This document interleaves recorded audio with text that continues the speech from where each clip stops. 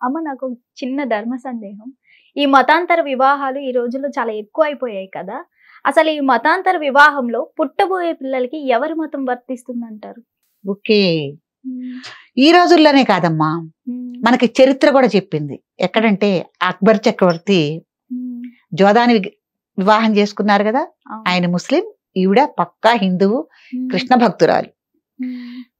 ఏంటంటే కులం గాని మతం గాని హ్మ్. అది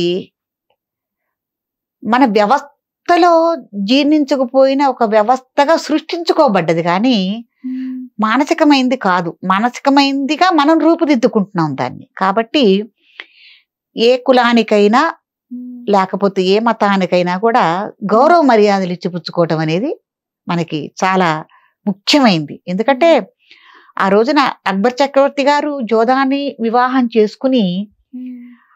ఆయన హిందూ మతానికి ఒక గొప్ప గౌరవ మర్యాదలు ఇచ్చి హ్మ్. ఆయన యొక్క కోటలో జోదా గారికి ఒక ఆలయంలాగా దేవతా మందిరం లాగా నిర్మించి దాంట్లో కృష్ణ విగ్రహాన్ని ప్రతిష్ఠింపజేసి ఆవిడ పూజాది కార్యక్రమాలు నిర్వహించుకునేలాగా తగిన వసతి సదుపాయాలు నిర్వహించారు.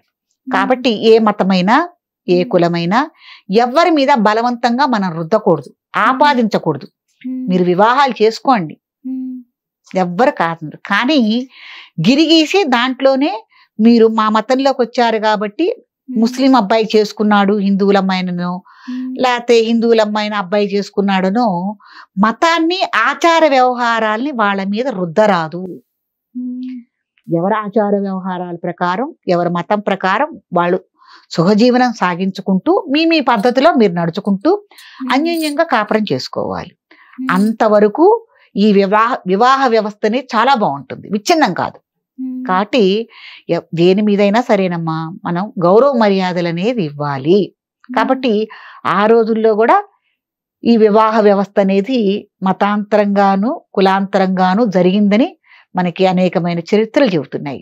కాబట్టి ఆ చరిత్రలో వాళ్ళు ఏం చేశారు, గౌరవించుకున్నారు. ఇప్పుడు ఆ గౌరవ మర్యాదలు మీరు ఇచ్చుకుంటారా ఇచ్చుకోరా నిర్ణయం తీసుకుని వివాహం చేసుకోవాలి. తర్వాత మీరన్నట్టు ఈ పుట్టిన పిల్లలు ఏ మతానికి చెందిన వాళ్ళు అవుతారు అని కదా.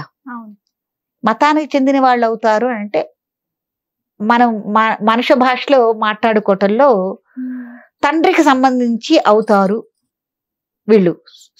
తండ్రి సాంప్రదాయంలో తండ్రి వంశానికి చెందిన వాళ్ళుగా అవుతారు అని మనకి చెప్పుకుంటున్నాం, అంతే కదా. ఇంటి పేరు మారుతోంది, ఆ తండ్రి ఇంటి పేరు నుంచే పిల్లలందరూ మారుతున్నారు కదా. కాబట్టి ఇక్కడ కూడా మీ మనసు నిర్ణయం బట్టే ఉంటుంది. కాబట్టి ఈ పుట్టిన పిల్లలకి ఏం చెప్పాలి మీరు అంటే, కేవలం ఈ మతంలో మేము ఈ హిందూ మతంలో ఈ ముస్లిం మతంలో లేకపోతే ఇంకో మతంలో మేము పెళ్లి చేసుకుంటే దీన్నే వాళ్ళకి ఆపాదించకండి, రుద్దకండి. ఇరు మతాల్ని గౌరవించేలాగా వాళ్ళని పెంచండి. అప్పుడు తండ్రి పేరు అదే వస్తుంది, బలానా తండ్రి పిల్లలనే అంటారు. తర్వాత దాన్ని బట్టి తల్లి కూడా అవుతుంది కాబట్టి బలానా తల్లి పిల్లలనే అక్కడ పిలువబడతారు.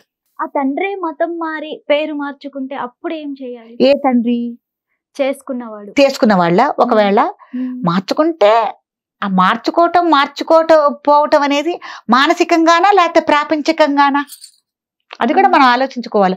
మానసికంగా నువ్వు మారావా వ్యక్తిగా, లేకపోతే ప్రాపంచిక దృష్టిగా ప్రపంచాన్ని కనపడటానికి నువ్వు మారావా? అదే కదమ్మా ఆధార్ కార్డు కదా. నువ్వు ఆధార్ కార్డు ఏమి వదలుచుకున్నావో నువ్వు నిర్ణయించుకో. మానసికంగా మారటం అనేది గొప్ప విషయం. ఇంకొక విషయం ఏంటంటే, ఈ మతాలు మానసికంగా మార్చుకుంటే గొప్పది అన్నారు కదా. మానసికంగానే మారుతుంది కానీ ఆధార్ కార్డులో అయితే మారదు కదా.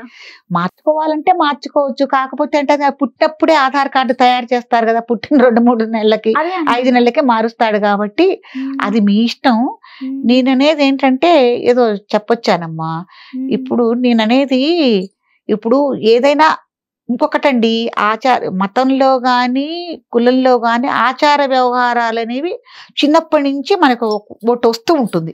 ఇప్పుడు ఇంకోటి అనుకుందాం అండి, శాకాహారులు ఉంటారు, మాంసాహారులు ఉంటారు. ఈ అమ్మాయికి మాంసాహారం ఉండే అలవాట్లు ఉండదు, వాళ్ళు తింటారు. వెళ్ళి వంట చేయాలంటే ఈ అమ్మాయి కొద్దిగా ఇబ్బంది. ఇవి కూడా మీరు దృష్టిలోకి పరిగణలోకి తీసుకోవాలి కదా. ఒక ఆహార విషయమే మనం వస్తాము కాబట్టి చిన్నప్పటి నుంచి ఒక 23 ఏళ్ళు 24 ఏళ్ళు మనకి వివాహం వయసు వచ్చేసరికి ఇవన్నీ మనకు జీర్ణించుకుపోయి ఉంటాయి, శరీరంలోనూ మానసికంగాను. నువ్వు 24 సంవత్సరాల తర్వాత నీకు మానసికంగా శారీరకంగా నీకు మార్పులు ఏమన్నా వస్తాయా?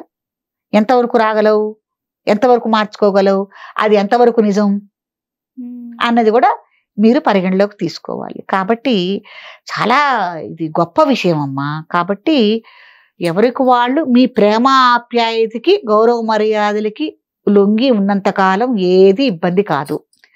ఆ పరిధి దాటారా ఇవన్నీ విచ్ఛిన్నం అవుతాయి. కాబట్టి జాగ్రత్తగా పనుల్లోకి తీసుకుని వివాహాలు చేసుకోవటం అనేది మంచి పద్ధతి. ఒకరికొకరు ముందు గౌరవ మర్యాదలు ఇచ్చుకోండి. ఎవరి పద్ధతుల్లో ఎవరి ఆచార వ్యవహారాల్లో వాళ్ళ ఉండనిస్తే ఎటువంటి ఇబ్బంది ఉండదు. ఇప్పుడు మాంసం అంటే రాని పిల్లని నువ్వు వండు అంటే ఎట్టా ఉండతుంది? వండలేదు కదా, కాబట్టి నీకు వండటం రాదమ్మా, ఈ రోజు వంట మేము వేసుకుంటాము, నువ్వు అలా ఉండు. వాళ్ళు తింటున్నారు, ఎబ్బే వాళ్ళు తింటున్నారని ఈ అమ్మాయి కూడా అనరాదు. వాళ్ళకి ఇచ్చే గౌరవం వాళ్ళకి ఇవ్వాలి. కాబట్టి ఇవన్నీ అట్లా ముడిపడి ఉన్నాయి. కాబట్టి ఈ పుట్టిన పిల్లలకు కూడా ఇద్దరు ఆచార వ్యవహారాలు నేర్పుకుని గౌరవ మర్యాదలు అటు తల్లి వైపు గాని తండ్రి వైపు గాని ఇచ్చే పిల్లలుగా వీళ్ళని మీరు పెంచుకోవటం అనేది మంచి పద్ధతి.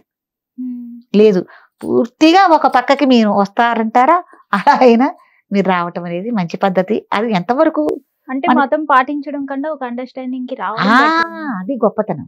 ఈ మతాలు కులాలు ఇవన్నీ కూడా మనం సృష్టించుకున్నవి కదా, అనాది నుంచి లేవు కదా, మనం సృష్టించుకునేవి. కాబట్టి ఇప్పుడు సంఘ వ్యవస్థ అమ్మా ఇదంతా.